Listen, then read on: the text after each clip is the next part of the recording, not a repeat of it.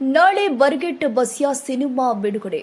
ಕಂಪ್ಲಿಯ ಚಂದ್ರಕಲಾ ಚಿತ್ರಮಂದಿರದಲ್ಲಿ ನಾಳೆ ಬರ್ಗೆಟ್ Basya cinema release. ಹೊಸದಾಗಿ ಬಿಡುಗಡೆಯಾಗಿರುವಂತಹ ಬರ್ಗೆಟ್ ಬಸ್ಯ ಸಿನಿಮಾದ ಟೀಸರ್ ಹಾಗೂ ಟ್ರೈಲರ್ ಪ್ರೇಕ್ಷಕರ ಗಮನ ಸೆಳೀತಾ ಇದ್ದು ಎಲ್ಲೆಡೆ ಚರ್ಚೆಗೆ ಗ್ರಾಸವಾಗಿದೆ.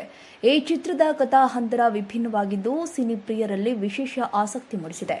ಚಿತ್ರದ ನಿರ್ದೇಶಕ ರಿಷಿ ಹಿರೇಮಠ ಸಿನಿಮಾದ ಕುರಿತು ನಿರೀಕ್ಷೆ ವ್ಯಕ್ತಪಡಿಸಿದ್ದು, ಇದು ಹೊಸ ಶೈಲಿಯ ಕಥಾಹಂದರವನ್ನು ಹೊಂದಿದೆ. ಬರ್ಗೆಟ್ ಬಸ್ಯ ಚಿತ್ರವು ಸೈಕೋಲಾಜಿಕಲ್ ಥ್ರಿಲ್ಲರ್ ಹಾಗೂ ಹಾಸ್ಯ ಸಸ್ಪೆನ್ಸ್ ಸುಳಿಯಲ್ಲಿ ಸಾಗುವ ಕಥೆಯನ್ನು ಹೊಂದಿದೆ. ಈ ಕಥೆಯಲ್ಲಿ ನಾಯಕನ ಮನಸ್ಸಿನೊಳಗೆ ಯಥಾರ್ಥ ಮತ್ತು ಕಲ್ಪನೆಗಳ ನಡುವಿನ ಹೋರಾಟವನ್ನು ತೋರಿಸಲಾಗ್ತಾ ಇದೆ.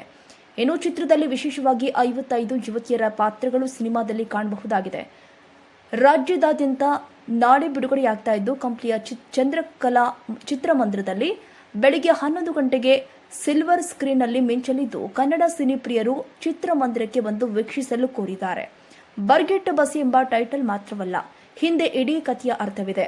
ಅದು ಥಿಯೇಟರ್ನಲ್ಲಿ ಅನುಭವಿಸುವುದರೊಂದಿಗೆ ಮಾತ್ರ ಸ್ಪಷ್ಟವಾಗಲಿದೆ ಎಂಬುದು ಸಿದ್ದಿ ಟಿವಿಯ ಅನಿಸಿಕೆ.